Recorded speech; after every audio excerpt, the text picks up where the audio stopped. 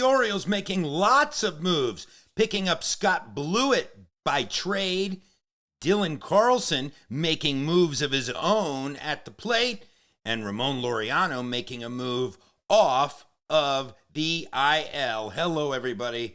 This is Orioles Digest. I'm Jon Leiberman. Yes, the 6-game winning streak is over. The Birds sit at 8.5 games out of the wild card. You've heard me say this. I believe the Birds need to be about 5 back at the All-Star break in the wild card in order to become buyers and not sellers. But there are a lot of moving parts here. We're going to talk about Buitt coming back. We're going to talk about Ramon Laureano coming off of the IL and what he could mean for the lineup. We're going to talk about the case that Dylan Carlson is making to stay in the big leagues. And we are also going to talk about why the Birds lineup really hasn't helped at all during this winning streak. And when the pitching falters like it did last night, so do the Orioles. Again, please like, subscribe, do all of the things because we're with you all season long. And again, despite how horrible the Birds have been, they're only 8.5 back from in the wild card. They're 7-3 over their last 10. So there may be some hope in Birdland. Speaking of hope, well, there is hope for relief pitcher Scotty Buitt to not blow it in this opportunity with the Orioles. The Orioles trade for cash with Atlanta to get Buitt back. If the name sounds familiar, he pitched 2 games for the Birds back in April before they DFA'd him. He was picked up by the Braves, and now he's coming back to the Birds. That is Scotty Buitt. Now, speaking of back to the Birds, this is very exciting. Ramon Laureano is back with the Birds. Ramon is off of the IL. He's been called back up. Why is this so important? I'm going to tell you why. Because if you look at a breakdown of what Laureano, was able to do for the Orioles, and by the way, after they activated Laureano, they sent Jordan Adams down for assignment. But Laureano was one of the O's best hitters before he went on the IL. You're talking about an .852 on base plus slugging, a .266 average. He was doing a lot for the Birds. He went on rehab, 3 for 8 down in Norfolk with a homer and a double. I expect Ramon Laureano again to come back and make an immediate impact. And what Laureano had to say after he got activated was, I usually don't like really to do rehab, but with this injury I had to. It's always exciting to be back. I really love this group of guys. I am pumped to play. The Orioles are pumped to have him back. And one of the reasons why the O's are so pumped to have Laureano back is for the simple reason that the offense has simply not been very good even during this 7-3 10-game stretch. And I really want to break this down because it's important.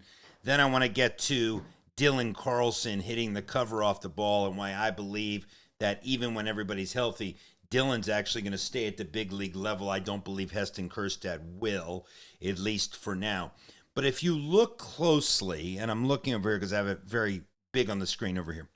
If you look at it closely, the Orioles being 7-3 over their last 10. But in both the wins and in the losses, the Birds are not scoring many runs. The most runs they've scored is 5 in any of their wins. But if you do the math, 38 runs in 10 games, the Birds are averaging less than 4 runs. And their starters during this stretch have been amazing. The fact that you're scoring 3.8 runs, but you're still winning 7 out of 10 games is fascinating. But even, averaging 8 hits a game is nothing to write home about. You're hitting 1 homer a game. So if you really break down these statistics it becomes evident that the lineup needs the injection that hopefully Ramon Laureano will bring, that hopefully, once Tyler O'Neill comes back, he'll help to bring that energy and something more to the middle of the lineup. We know Mountcastle is out for a long time. We know O'Hearn's hitting. Jackson Holliday is really hitting at this point. But still, the lineup is frankly anemic, and we saw it last night, right? Let me show you something. Speaking of seeing it last night, where did it go? Here it is. During the Orioles' run of 9 wins in the last 11, their rotation has posted a 2.56 ERA. Only one of those 11 games had a starting pitcher allowing more than 3 earned runs.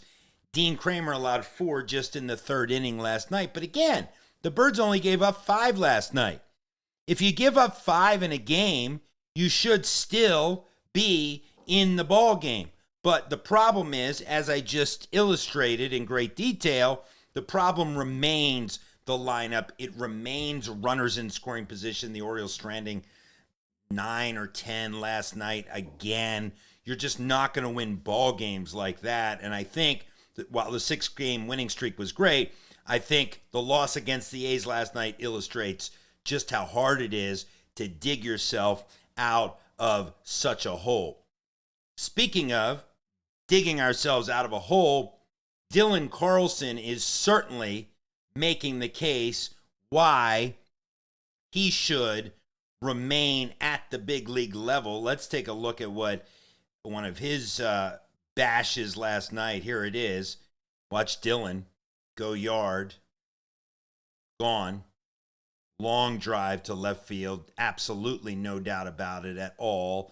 And Dylan Carlson is absolutely raking. Since May 24th, Carlson has a .325 batting average, .345 on base percentage, .625 slugging. That's a .966 on base plus slugging. That is top 15 in the league or so, maybe a little bit better. So again, Dylan Carlson making his case for why he should stay in the bigs, even when the Birds become completely healthy. And again, Ramon Laureano now healthy. He's back with the club, and the Orioles are slowly getting healthy. Surprisingly, though, the pitching has been solid over this winning streak and over the last, 11, 12 games for sure, with that sub-3 ERA. I don't think anybody would have thought that the pitching would be solid and the lineup would be letting us down, but it is quite the case right now. We're going to keep an eye on everything. I'm Jon Leiberman. This is Orioles Digest.